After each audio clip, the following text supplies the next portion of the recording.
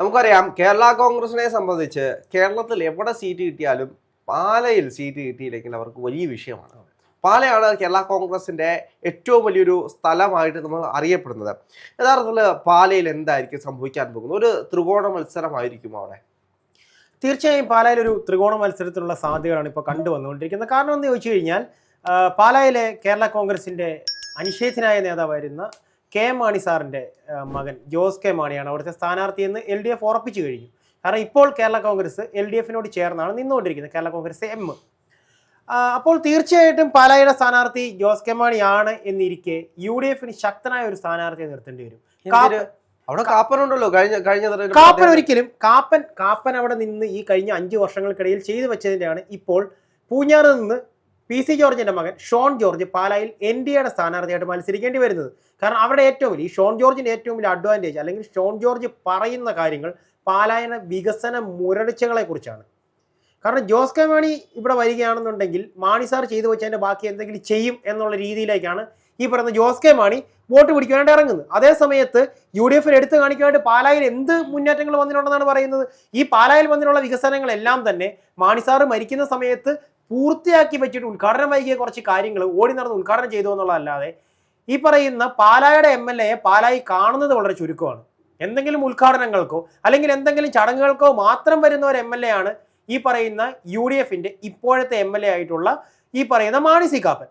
ഞാൻ പറയുന്നത് വ്യക്തമാകുന്നുണ്ട് രാഹുലിനെന്നാണ് എനിക്ക് തോന്നുന്നത്. അങ്ങനെ രാഷ്ട്രീയപരമായിട്ട് അങ്ങനെ ഒരുപാട് രീതിയിലുള്ള വിമർശനങ്ങൾ. രാഹുലെ ഞാൻ ബേസിക്കലി പാല പഞ്ചായത്ത് ആരാണ് ഭരിക്കുന്നത്? പാല പഞ്ചായത്ത് ഭരിക്കുന്നത് ഇപ്പോൾ കേരള കോൺഗ്രസിന്റെ ആണെങ്കിൽ പോലും അവർ UDFിന് സപ്പോർട്ട് കൊടുത്തു.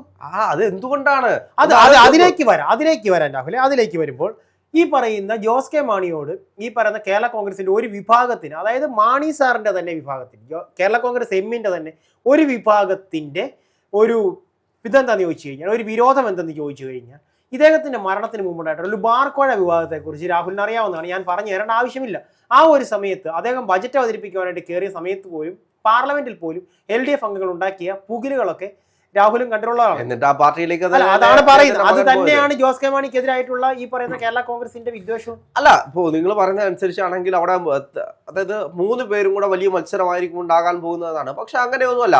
പാലയിലെ രാഷ്ട്രീയ സാഹചര്യം അനുസരിച്ച് പാലയിൽ 2 പേർ തമ്മിലായിരിക്കും പ്രധാനമായിട്ടും മത്സരം നടക്കാൻ പോകുന്നത്. അത് തീർച്ചയായിട്ടും ജോസ് കെ മാണിയും മാണി സി കാപ്പനും തമ്മിൽ തന്നെയായിരിക്കും ഒരു ഫൈറ്റ് സംഭവിക്കാൻ പോകുന്നത്. ഈ മത്സരത്തിനിടയിലൂടെ കയറി ഷോൺ ജോർജ് ഗോൾ അടിച്ചിട്ട് പോകുന്നുള്ളതാണ്. ഷോൺ ജോർജിന് വലിയ പ്രസക്തി ഇല്ല. ഷോൺ ജോർജിന് പ്രസക്തി ഉണ്ട് രാഹുലെ. അത് രാഹുലിന്റെ അബദ്ധധാരയാണ് ഷോൺ ജോർജിന് പ്രസക്തി ഇല്ല എന്നുള്ളത്. കാരണം ഈ പറയുന്ന ഷോൺ ജോർജ് പൂഞ്ഞാറ് ഒരു പഞ്ചായത്ത് ഭരിച്ചുകൊണ്ടിരിക്കുന്ന ഒരു വ്യക്തിയാണ്.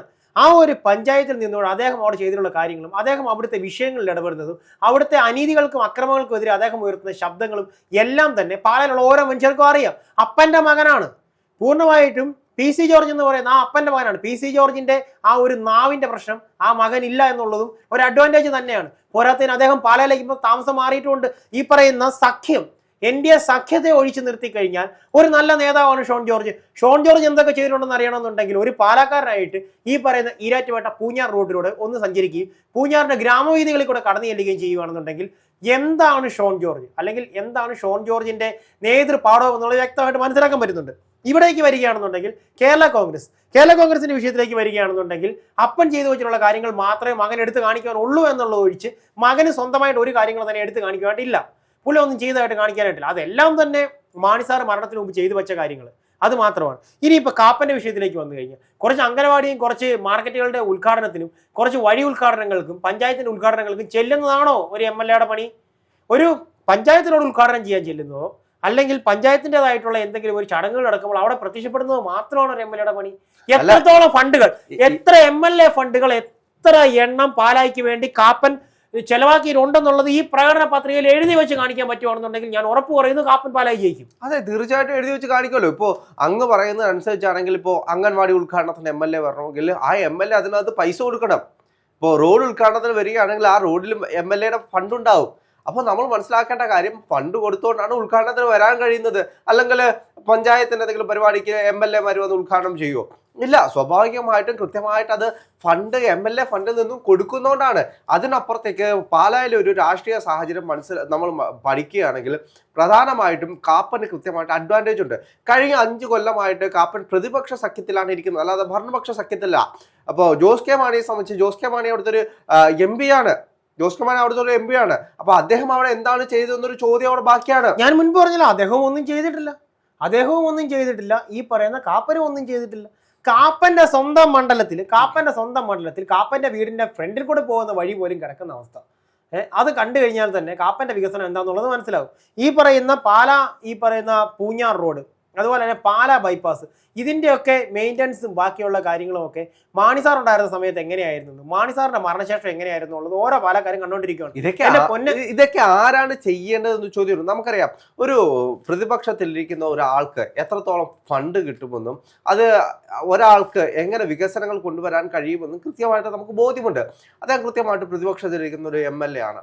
അതിനപ്പുറത്തേക്ക് കൃത്യമായിട്ട് ജനങ്ങളുടെ ഇടയിലേക്ക് ഇറങ്ങിച്ചെല്ലുന്ന ഒരു നേതാവാണ്. ഇപ്പോൾ പറഞ്ഞല്ലോ, അവിടുത്തെ കോഴിക്കട ഉദ്ഘാടനം തൊട്ട് അവിടുത്തെ എന്ത് ഉദ്ഘാടനമാണെങ്കിലും മാണി കാപ്പൻ വന്നിട്ടാണ് ചെയ്യുന്നത്. അപ്പോൾ അത്രയും ഗ്രാസ് റൂട്ടിലോട്ടാണ് ഇറങ്ങി വരുന്നത്. ഇവിടെ പല നേതാക്കന്മാരും അങ്ങ് കൊമ്പത്തിരിക്കുന്ന എന്തെങ്കിലും പരിപാടിക്ക് മാത്രം വരുന്നൊരു സാഹചര്യത്തിൽ അവിടുത്തെ അംഗൻവാടി തൊട്ട് അവിടുത്തെ റോഡ് തൊട്ട് അവിടുത്തെ ചിക്കൻ കടയാണെങ്കിലും അവിടുത്തെ ഏത് കടയാണെങ്കിലും ഉദ്ഘാടനം അങ്ങനെ മാത്രമേ ഈ പറയുന്ന കാപ്പനെ അവിടെ കാണുന്നുള്ളൂ എന്നാണ് ഞാൻ പറഞ്ഞത്. ഞങ്ങളുടെ MLA കാണാൻ ഞാൻ ഒരു അങ്ങനെയാണെങ്കിൽ പോലും നിങ്ങൾ MLA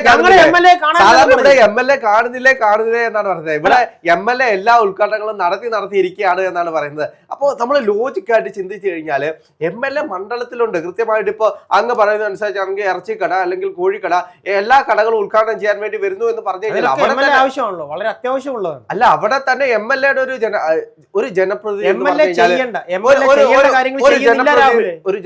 പറഞ്ഞാൽ എങ്ങനെയായിരിക്കണമെന്നാണ്? ഒരു ജനപ്രതിനിധി ജനങ്ങളുടെ ക്ഷേമത്തിന് വേണ്ടി പ്രവർത്തിക്കുന്നതാണ് എന്നും പറഞ്ഞിട്ട് ഈ പറഞ്ഞ ഒരു പഞ്ചായത്ത് മെമ്പർ ഉദ്ഘാടനം ചെയ്യേണ്ട കാര്യങ്ങൾക്ക് മാത്രം വന്ന് മുഖം കാണിച്ച് ഫോട്ടോയും എടുത്തിട്ട് പോകുന്നതാണോ ഒരു MLAയുടെ പണി?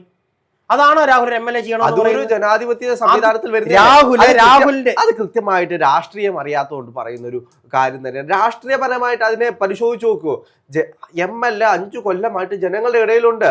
അതിനി ഇറച്ചിക്കട ഉദ്ഘാടനത്തിനാണെങ്കിലും കോഴിക്കട ഉദ്ഘാടനത്തിനാണെങ്കിലും പൂക്കട ഉദ്ഘാടനത്തിനാണെങ്കിലും MLA അവിടെ ഉണ്ട് 5 കൊല്ലമായിട്ട്. MLA സംബന്ധിച്ച് നമുക്കറിയാം, പ്രതിപക്ഷ സഖ്യത്തിലിരിക്കുന്ന ഒരു MLAക്ക് എത്രത്തോളം ഫണ്ട് കിട്ടും, എത്രത്തോളം വികസനം നടപ്പിലാക്കാൻ കഴിയും, വലിയൊരു ചോദ്യമാണ്. അതിനപ്പുറത്തേക്ക് ബാക്കിയുള്ള സംവിധാനങ്ങളൊക്കെ ആരാണ് നോക്കുന്നത്?